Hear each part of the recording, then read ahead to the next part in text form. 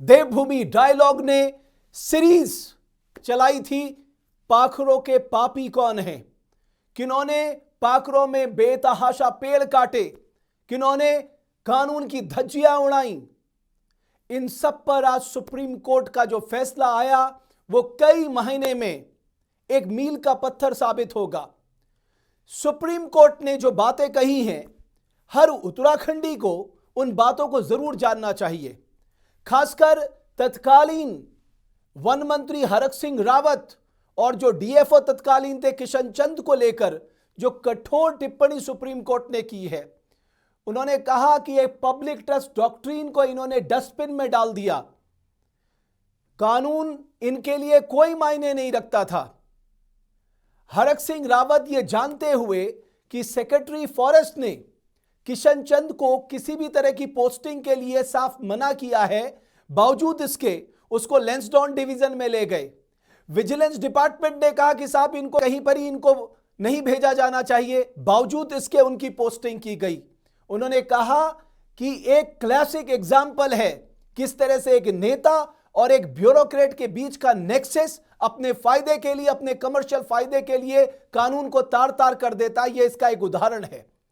साथ ही supreme court ने यह भी कहा है कि राज्य सरकार अपनी जिम्मेदारी से भाग नहीं सकती। जो नुकसान हुआ है उसका आकलन कर कर भी भरपाई इन्हीं से की जाए। ऐसे कई महत्वपूर्ण बातें आज सुप्रीम कोर्ट ने अपने डिसीजन में की।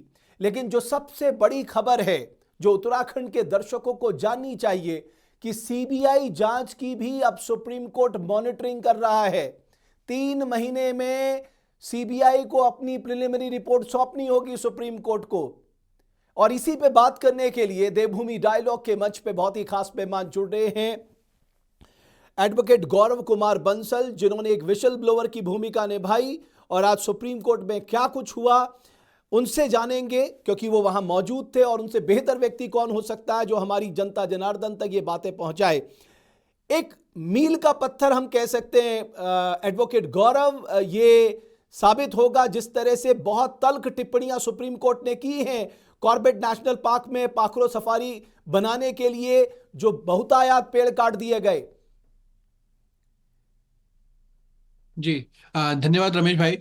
देखिए, सबसे इम्पोर्टेंट चीज ये है कि एक पर्दाफाश हुआ है ऐसे लोगों का जो पद पे रहते हुए उस पद का दुरुपयोग कर रहे थे। ना कि सिर्फ उस पद का दुरुपयोग कर रहे थे, मगर उन बेजुबानों पे भी आप कह सकते हैं कि अपने लाभ के लिए, वो भी अनुचित लाभ के लिए उन्होंने बेजवानों को नहीं छोड़ा और पूरा का पूरा कॉर्बेट जैसे टाइगर हैबिटेट को एक तरीके से डिस्ट्रॉय कर दिया। तो अपने आप में ये बहुत हिस्टोरिकल है इस सेंस में। और ये भी दिखाता है कि जंगल के अंदर जब जहां पर परिंदा पर नहीं मार सकता, उस समय ये जंगल के अंदर यहाँ पर ये आपाधापी कर रहे थे। जंगल के अंदर यहाँ पर ये commercial gain, illegal commercial gain को आगे लाके अपने पद का दुरुपयोग करके अगर, और सबसे इंपॉर्टेंट चीज देखिए, दिखाया ये जाता है कि जानवर घर में घुस रहा है लोगों के, वो भी एक सत्य है, मगर सत्य ये भी है कि ऐसे लोग जानवरों के घर में घुस के उनका हैबिटेट खराब करते हैं। और जब जानवर के घर में घुसा जाता है तो फिर जानवर बाहर आता है और इससे पूरा का पूरा जो पर्यावरण का एक कह सकते हैं एक जो एक अम्ब्रेला बना हुआ है, वो पता नहीं किस तरीके से ये क्या आप कह सकते हैं कि उसको क्षति पहुंचती है और फिर जानवर बाहर आता है। तो ये जब चीजें होती हैं और जो पर्सन इन सब चीजों को मैनेज करने के लिए जिम्मेदार है वो कुछ और ही मैनेज करने लग जाए, तो ये वहां की जनता के साथ अन्याय है, ये उन जानवरों के साथ अन्याय है, ये उन गांववासियों के साथ अन्याय है जो वहां पर रहकर एक इको टूरिज्म की जो बात हम करते हैं उसको क्या कहते हैं उसको इंप्लीमेंट करना चाहते हैं। तो वाकई में बड़े शर्म की बात है कि कुछ जो पद पे लोग हैं उन्होंने अपने ना सिर्फ पद का दुरुपयोग करा, मगर उसको अपने कमर्शियल गेन के रूप में भी लाभ पहुंचाया। तो अब एडवोकेट गौरव ये मान सकते हैं कि पाखरों के पापी न सिर्फ बेनकाब तो हो ही गए हैं, लेकिन अब उन्हें सजा भी मिलेगी क्योंकि सुप्रीम कोर्ट खुद सीबीआई की जांच को मॉनिटर कर रहा है। जी बिल्कुल, और ये बहुत एक बड़ा कदम भी है। एक मेरे मुझे इसीलिए मैं आपसे कह रहा हूं कि हिस्टोरिकल है, क्योंकि आज से पहले कभी ऐसा नहीं हुआ है इतिहास में अगर आप जाएं कि सीबीआई की ऐसे सेंसिटिव मामलों में जो कि इकोलॉजी से जुड़े हुए मामले हैं, जंगल से जुड़े हुए मामले हैं, उसमें पहली बात तो सीबीआई जांच हो, और अगर सीबीआई जांच हो जाए तो फिर वो सुप्रीम कोर्ट से मॉनिटर्ड हो। तो इसीलिए मैं आपसे कह रहा हूं कि ये मेरे ख्याल में, जितना मेरे समझ आता है, मैं जितनी मैंने प्रैक्टिस करी है अभी तक कानून की, ये मैं पहला केस देख रहा हूं जहां पे सुप्रीम कोर्ट ने तुरंत दखल दिया है।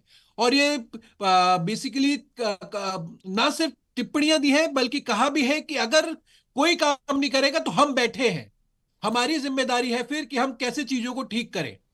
तो अपने आप में जबरदस्त फैसला है ये। और ये भी कहा गया है कि साहब जिन्होंने इकोसिस्टम को नुकसान पहुंचाया, क्योंकि हम ये मानते हैं कि फूड चेन के सबसे टॉप पे अगर टाइगर बैठा है, अगर वो सरवाइव कर रहा है तो डाउन द स्पीसीज सब लोग सरवाइव कर रहे होते हैं। तो जिन्होंने नुकसान किया उसका सटीक आकलन करके उनसे ही भरपाई की जाए। मुझे लगता है ये भी अपने आप में एक असाधारण बात है कि साहब इन्होंने नुकसान पहुंचाया है, यही इसकी भरपाई भी करेंगे अब। जी बिल्कुल। और अगर आप देखें इस जजमेंट को, तो जजमेंट महाभारत के एक बेसिकली उससे शुरू होता है कि जो टाइगर है, फॉरेस्ट जो है वो टाइगर के बिना नहीं रह सकता। अगर फॉरेस्ट खत्म होगा तो टाइगर खत्म होगा, और अगर टाइगर खत्म होगा तो फॉरेस्ट खत्म होगा। तो बेसिकली ये सब चीजें दर्शाती है संवेदनशीलता सुप्रीम कोर्ट की, माननीय उच्चतम न्यायालय की। साथ में ये सब चीजें दर्शाती है कि कोई अगर अफसर या कोई अगर नेता ये समझे कि वो अपने पद का दुरुपयोग करके किसी भी प्रकार से कमर्शियल गेन कर सकता है, तो उसे हमेशा याद रखना चाहिए कि सुप्रीम कोर्ट अभी है। और भारत में कम से कम अगर कोई इस तरीके का मामला आएगा, तो ना सिर्फ एक ये जो सुप्रीम कोर्ट है वहां कड़ी एक अपना ऑर्डर देगा, मगर ये आप कह सकते हैं कि सिंबॉलिक भी इसका बहुत बड़ा असर पड़ता है। एक मैसेज जाता है जनता तक और ऐसे भ्रष्ट लोगों तक कि सुप्रीम कोर्ट अभी जिंदा है। और एक राज्य सरकार के लिए भी एक मैसेज बिल्कुल साफ है कि आपका मंत्री मनमानी कर रहा है और आप आंख में आंख बंद करके बैठे, ये नहीं चलने वाला। आप अपनी जिम्मेदारी और जवाबदेही से नहीं बच सकते। जी बिल्कुल। मैं आपको सही बताऊं तो इतना सब कुछ हो गया, और उस टाइम पे अगर ये शायद रोक लिया जाता तो डेफिनेटली ये चीजें आगे नहीं आती। मगर अब देर आए मगर दुरुस्त है, मैं ये कहूंगा। और अभी भी बहुत सारी चीजें थी, अगर हो जाती और बाद में पता चलता तो बहुत सारा एक तरीके से टाइगर का हैबिटेट डिस्टर्ब हो गया होता। देखिए एक और चीज मैं आपको बता रहा हूं, उत्तराखंड में मैन एनिमल कन्फ्लिक्ट बहुत बढ़ता जा रहा है, बहुत जबरदस्त बढ़ता जा रहा है। तेंदुए जंगलों से हमारे यहां बाहर तो निकल के रोजाना, लोगों पे हमारे यहां हमला तो कर रहे हैं। गौरव भाई रोज कोई ना कोई इन तेंदुओं का शिकार बन रहा है। हम परेशान हो चुके हैं, हम सच बताएं तो। सर मैं आपको सुनता रहता हूं सर, आपकी सारी वीडियोस देखता हूं मैं, तो मुझे मालूम है कि वहां पे क्या मतलब वहां पे इस टाइम पे क्या बीत रहा है। मगर आप देखिए ये भी समझना पड़ेगा, और कि जंगल को जब आप सुरक्षित नहीं रखेंगे, और जब ऐसे सुरक्षित नहीं रखेंगे, आप घर उसके जंगल को घुस के, जंगल में घुस के इतना जबरदस्त इलीगल कंस्ट्रक्शन करेंगे, और इतना जबरदस्त एक मतलब मोनोपोली मचा देंगे, कानून का राज ना रह के जंगल का भी राज नहीं रहने देंगे। देखिए कानून का राज तो रहा ही नहीं इस केस में, जंगल का कानून भी बदल दिया कुछ लोगों ने। जंगल का कानून ये है कि जो फिट है वही आगे रहेगा, मगर यहाँ पे उन्होंने उस फिटेस्ट की जो प्रिंसिपल है उसको भी हटा के अपने ही एक जो आपाधापी मचाई। इससे ये शो हो रहा था कि, और इसका एक जो असर पड़ा है वो ये पड़ा कि जो जंगल का जानवर है वो बाहर आया। तो मैं आपको, मुझे जो फील होता है, डेफिनेटली एक बहुत बड़ी समस्या है। आपके मैंने कई एपिसोड देखे हैं इसमें जब आपने बहुत अच्छे से आवाज उठाई है। मगर हमें साथ में यह भी समझना पड़ेगा कि अगर हम जंगल में ही जंगली जानवर को प्रोटेक्ट करेंगे तो वो बाहर आएंगे ही नहीं। और आप अगर एक और घर में बात क्यों घुस रहे हैं उनके? बिल्कुल आपकी बात बिल्कुल मैं मानता हूं कि आप उनके घर में घुस रहे हैं, उनके लिए मुश्किलात पैदा कर रहे हैं, जाहिर है वो शहरों की तरफ रुख कर रहे हैं। ये एक बड़ी चर्चा का विषय हो सकता है। लेकिन ये जो कमेटी गठित की गई है जिसमें एनटीसीए के मेंबर हैं, डब्ल्यूआईआई के मेंबर हैं, सीईसी के मेंबर हैं, ministry of forest and environment climate change के जॉइंट सेक्रेटरी लेवल के मेंबर हैं, जाहिर है इनके ऊपर भी अब जिम्मेदारी बड़ी है, क्योंकि भविष्य में इस तरह की घटनाएं ना हो, एपिसोड्स ना हो, इसको रोकने के लिए भी हमें एक फ्रेमवर्क बनाना होगा। जी बिल्कुल। और इसीलिए मैं आपको बताऊं कि जब सुप्रीम कोर्ट ने ये ऑर्डर दिया माननीय उच्चतम न्यायालय ने, तो उन्होंने कहा कि ये सिर्फ टाइगर कॉर्बेट के लिए नहीं है, ये पैन इंडिया है। वर्ड यूज करा गया है कि ये पैन इंडिया रखा गया है, जिससे कि ये जो आज के समय में यहाँ पे हुआ है, एक गलत उदाहरण पेश हुआ है कुछ गलत लोगों के कारणवश, ये और कहीं ना हो। तो इन सब चीजों को ध्यान में रखते हुए ही, और तो बहुत बड़ी जिम्मेदारी आ गई है अब उन उस कमिटी के मेंबर्स पे, जो अब जो सुप्रीम कोर्ट ने कमिटी बनाई है, उसमें डब्ल्यूआई को रखा है, एनटीसीए को रखा है, सीईसी को रखा है, एमओएफ को रखा है। तो जिसे कह सकते हैं कि एक बहुत ही परिपक्व लोगों को, जिनका काम ही वाइल्ड लाइफ को सेव करना है, उन्हें रखा गया है। लेकिन अभी तो अब यहां देखना तो होगा कि यहां किस तो तरीके से। यहां तो दो लोगों का नाम आया, हरक सिंह रावत और किशन चंद का, लेकिन बहुत ज्यादा महारथी इस पूरी एपिसोड में इन्वॉल्व हैं। तो आपको लगता है कि सीबीआई उनके गिरेबान तक भी पहुंच जाएगी? वो पाखरों के वो पापी भी बेनकाब होंगे, उनको सजा मिलेगी? सर, पाखरों का हर एक पापी, अगर आप सुप्रीम कोर्ट का ऑर्डर पढ़े, माननीय उच्चतम न्यायालय का, उसमें लिखा हुआ है कि ये सिर्फ दो ही लोग नहीं हो सकते, और भी बहुत सारे लोग होंगे। तो इसीलिए सीबीआई को डायरेक्शन दिया गया है कि आप क्या कर रहे हैं वो हमें बताएं। और 3 महीने में उन्हें अपना स्टेटस रिपोर्ट सुप्रीम कोर्ट को सौंपना है। गौरव भाई, एक लास्ट जी सवाल जी। मैं पूछता हूं, ये मुझे लगता है देश भर के लिए होगा। कई बार क्या होता है, मंत्री जी पीठ थपथपाते हैं तो ब्यूरोक्रेट को लगता है अब सारा साम्राज्य मेरा है। वो कई बार ये भूल जाता है कि ये देश संविधान से चलता है, कानून से चलता है। तो आपको लगता है उन ब्यूरोक्रेट्स के लिए भी एक मैसेज है, नेताजी के कहे पे मत चलो, जो कानून है, जो नियम है, जो कायदे हैं, उनको फॉलो करो। नेताजी तो कहीं निकल जाएंगे, लेकिन आपका क्या होगा आप खुद नहीं जानते। कम से कम सुप्रीम कोर्ट ने एक मैसेज तो दे दिया कि ये जो नेक्सस है, इसके ये कभी ना कभी इसका खुलासा जरूर होगा। और कम से कम उत्तराखंड के लोगों पे तो ये लागू हो जाता है जो एडमिनिस्ट्रेटिव सर्विसेज पे हैं। मैं कई लोगों को देखता हूं, उन्हें लगता है कि नेताजी का कंधे पे हाथ है, वो बौना जाते हैं, कुछ भी करने के लिए तैयार रहते हैं ताकि नेताजी शाबाशी देंगे करके। उन्हें यह पता नहीं कि एक बड़ी मुश्किल उनके लिए भविष्य में दीवार खड़ी कर रही है। कम से कम इस एपिसोड से तो यह बिल्कुल क्लियर कट है, और ये जो एडमिनिस्ट्रेटिव ऑफिसर्स है उनको बिल्कुल स्पष्ट तौर पे ये संदेश चले जाना चाहिए, ज्यादा खुश होने की जरूरत नहीं है। संविधान ने, कानून ने, जो नियम कायदे कानून है उसी के तहत रहकर काम करो। देखिए, एक बड़ी ही विचित्र सी एक बात है कि हमारे यहाँ मतलब कॉन्स्टिट्यूशन है और कानून अपना काम करता है, मगर कहते हैं ना कि एक क्षणिक लाभ के लिए जो ऐसे जो ऑफिसर्स हैं या ऐसे नेता जो हैं, अगर इस तरीके से अपने कानून, खुद को कानून समझने लग जाए, तो ये उनके लिए एक प्योर मैसेज है, ये सुप्रीम कोर्ट का केस और सुप्रीम कोर्ट का जजमेंट, कि आज भी देश में कानून जिंदा है।